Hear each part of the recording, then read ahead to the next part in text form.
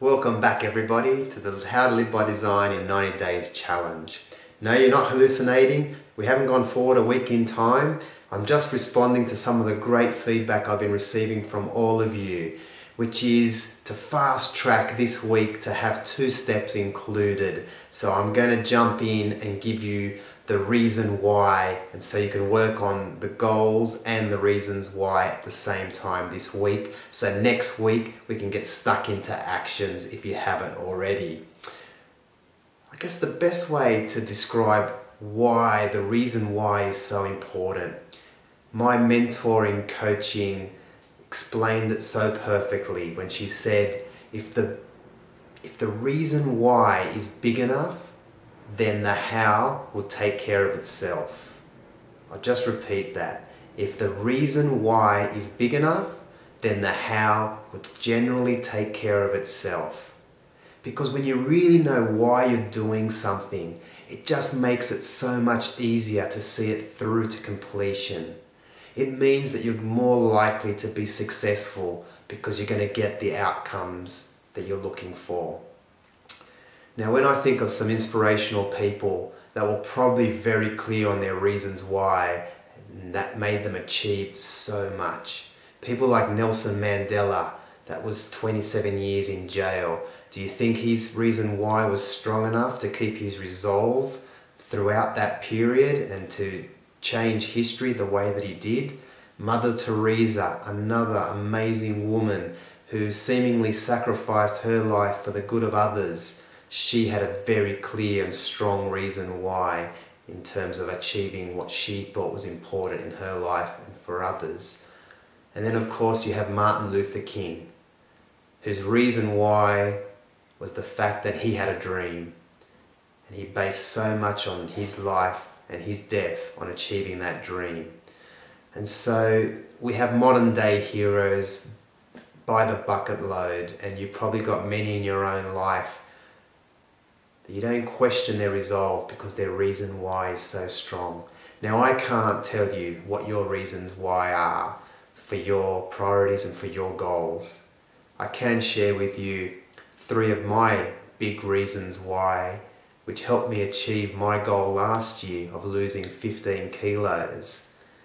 It started like this. We lived on a 3rd floor apartment, and we just had our baby boy, Mad Max. And Max got a little bit heavier each month.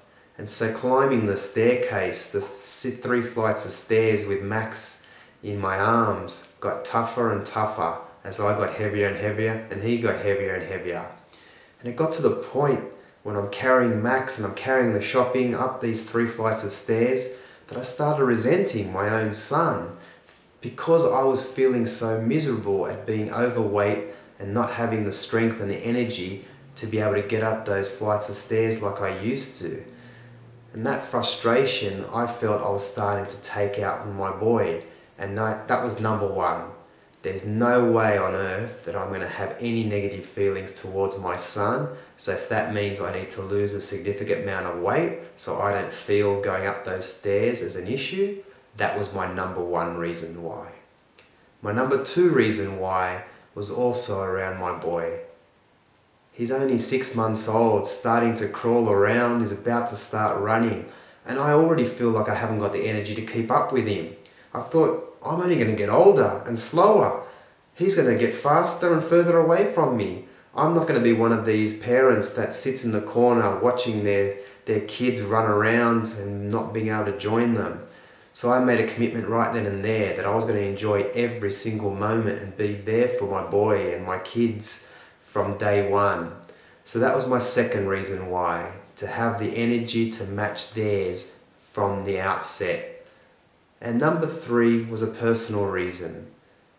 I'd been suffering from a bad back for almost a year or 2 years, had every scan and check that I possibly could, and there was absolutely no reason for my bad back. And so it was frustrating that I couldn't sleep. I hadn't had a good night's sleep for over a year. And I just thought, if I lost some weight, maybe that would make a big difference. So they were my 3 reasons why. To get up those stairs without having any negative feelings to my boy, to be able to match my boys' energy, not just today, but every day and down the track. And third, because I was sick to death of having a bad back and not getting a good night's sleep. Now, there were 3 powerful reasons why that tipped the scale in my favor to lose that weight. Losing that weight seems easy now when I had such a powerful reason why tripled in stature to really get me over the line. And as you've probably noticed throughout this challenge, that I leave nothing to chance. That's why I want you, for every one of your priorities and for every one of your goals, to set yourself 3 reasons why you must achieve that goal. Because if your reason why isn't strong enough, then you have to question, are you really going to achieve that goal? Does that goal really mean enough to you? Because that's what I want you to put to the test. If you put forward a goal, it's because you know you really want to achieve it, because nothing else is more important to you. It was no accident that we set our top 4 or 5 priorities. These are the most important things in your life. This is your time, 90 days, to make a serious dent on achieving balance and happiness in these areas, and success, however you define it. So no more excuses. This week you're putting together focused goals and you're supporting it with your reasons why.